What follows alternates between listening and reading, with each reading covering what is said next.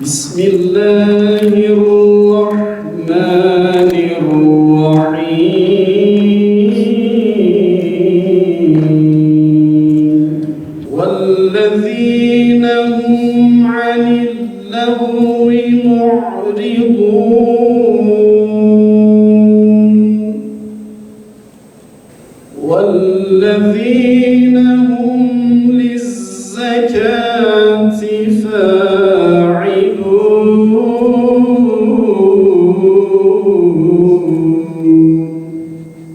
Yüzyıllardır üzerinde çalışma yapılan, araştırmalar, makaleler yazılan ahlak konusunu bugün ilimizde bu güzel sempozyumda işlerken şunlara değinmek istiyorum. Ahlak sadece tek bir açıdan veya tek bir paradigmayla değerlendirilebilecek bir konu değildir. Dolayısıyla ahlakı değerlendirirken İslami şartlarda ahlak, ardından ekonomik ahlak, kültürel ahlak, siyasi ahlak, veya toplumsal ahlak, bireysel ahlak, birçok daha doğrular, ahlak kuralları ve çeşitleri hayatımızın her anında, her yerinde bizlerle beraber olmaktadır.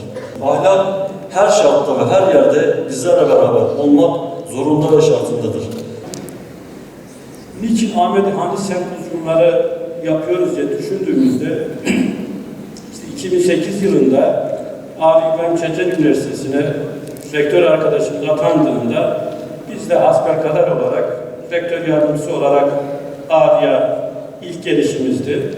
Ve Ali'ye geldiğimizde Ali'nin önemli şahsiyetlerini tanıma fırsatımız oldu ama biz tabii çocukluğumuzdan, babamızdan, dedemizden Ahmet Hani gibi zatların zaten geçmişlerini az çok biliyorduk.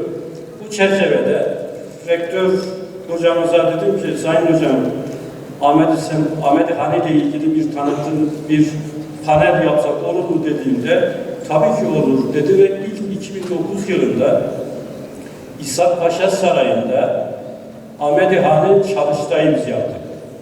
Ve o gün dönemin meclis başkanı buna teşvik etmişti ve birçok bilim insanları buna katılarak 4 konuşmacı arkadaşımız burada Ahmet Hani'nin hayatı, Ahmet Hani'nin eserleri, Ahmet Hani'nin toplum üzerinde etkileriyle ilgili çok detaylı ve güzel bilgiler vermişti ve biz bu bilgileri alıp o zaman Sayın Başbakanımız olan Recep Tayyip Erdoğan'a göndermiştik ve bu sempozyumumuz bütün Türkiye'de ciddi bir yankı uyandırmıştı. Çünkü gerçekten Ahmet Hani bu yöre için çok önemli. Ahmet Hani Doğu medrese kültüründe yetişmiş ama bununla yetinmemiş. Bağdat, Şam, Halep, İran medreselerinde de bulunmuş. Mısır, Hicaz yolculukları yapmış ki bunları eserlerinden rahatlıkla çıkartabiliyoruz.